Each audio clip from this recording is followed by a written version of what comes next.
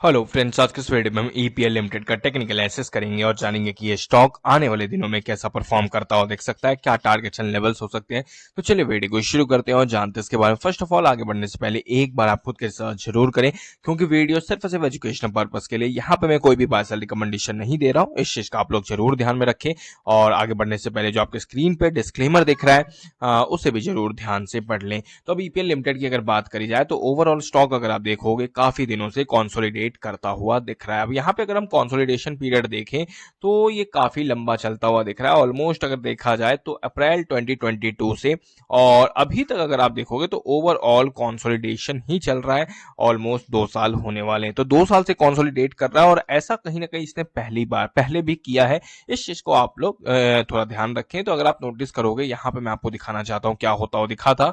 तो यहाँ पे 1 सेकेंड अगर हम देखें तो यहाँ पे आप देख सकते हो एक शानदार रैली आई थी 2013 के बाद और इसमें फिर एक और अच्छी खासी गिरावट देखी गई जो कि आई 2018 में।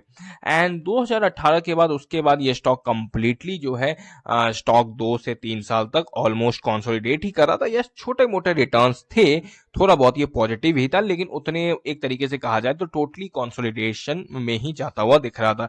लेकिन उसके बाद अगर आप देखोगे 1 से 1.5 साल के बाद इसमें काफी अच्छी रैली आई और ये जो स्टॉक है काफी अच्छे तरीके से ऊपर जाता हुआ दिखा। और फिर उसके बाद अगर आप फिर से नोटिस करोगे तो फिर से इसमें करेक्शन आती हुई दिख रही है। ये चीज आप लोग जरूर ध्यान में रखें। तो और सबसे इंपॉर्टेंट चीज क्या है कि जो यहाँ पे जहां पे पहले इसने कंसोलिडेशन किया था वहीं पे कहीं ना कहीं ये स्टॉक अब फिर से कंसोलिडेट कर रहा है। और इवन कहीं ना कहीं मंथली चार्ट भी कहीं ना कहीं काफी मतलब कि एक तरीके से पॉजिटिव ही लग रहा है और ऐसा लग रहा है कि बहुत ही जल्द ये स्टॉक ब्रेकआउट देता हुआ दिख सकता है।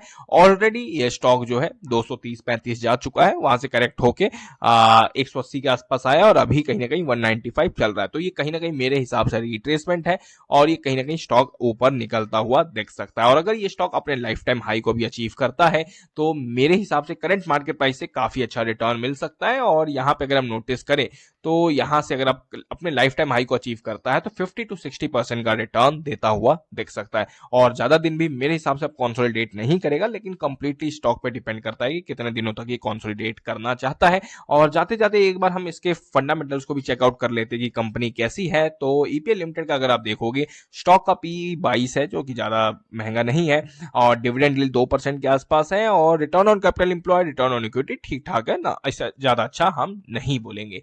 एंड अब यहाँ पे प्रॉफिट एंड लॉस स्टेटमेंट की बात करें, सेल्स के नंबर्स अगर आप देखोगे 3856 कहीं ना कहीं लाइफ टाइम हाई के आसपास चलते हुए दिख रहे हैं। एंड वहीं अगर हम नेट प्रॉफिट की बात करें तो वो भी लाइफ टाइम हाई है 280। अगर आप नोटिस करोगे तो जब सेल्स के नंबर लाइफ टाइम हाई हो, प्रॉफिट के नंबर्स लाइफ टाइम हाई हो, तो वो स्टॉक ऑटोमेटिकली कुछ दिनों बाद इन चीजों को जो फंडामेंटल पे दिख रहा है वो कहीं ना कहीं कवर होता हुआ दिखेगा टेक्निकल बेसिस पे, और वो चीज आपको चार्ट पे दिखेंगी, प्राइस में फैक्टर इन होती हुई दिखेंगी। तो टेक्निकल वाइज भी कोई ज्यादा आपको दिक्कत नहीं लगेगी और इन्वेस्टर मतलब फंडामेंटल पॉइंट ऑफ व्यू से अगर हम देखें तो कोई ज्यादा दिक्कत नहीं है।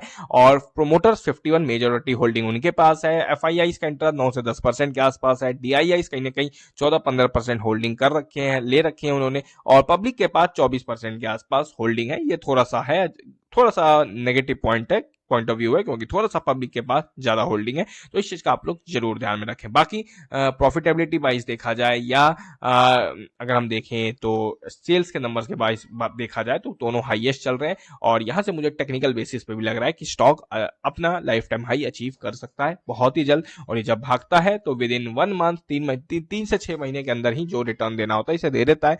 और ये भागता है तो काफी तेजी से भागता है। इस चीज का भी आप लोग जरूर ध्यान में रखें। बाकी खुद की रिसर्च करना तो जरूरी है, क्योंकि मार्केट में जब तक आप रिसर्च नहीं करोगे तब तक पैसा नहीं बनेगा। किसी के भी कहने पे कभी भी पैसा नहीं डालना चाहिए। ये सब सुन सकते हो, लेकिन डिसीजन जो लेना है वो आपको खुद का लेना है। तो इसलिए खुद का रिसर्च करें और खुद के अकॉर्डिंग ही डिसीजन ले। किसी के कहने पे कभी भी ना खरीदे ना ही बेचे। Thank you for watching this video. मिलते हैं नेक्स्ट वीडियो में। Thank you.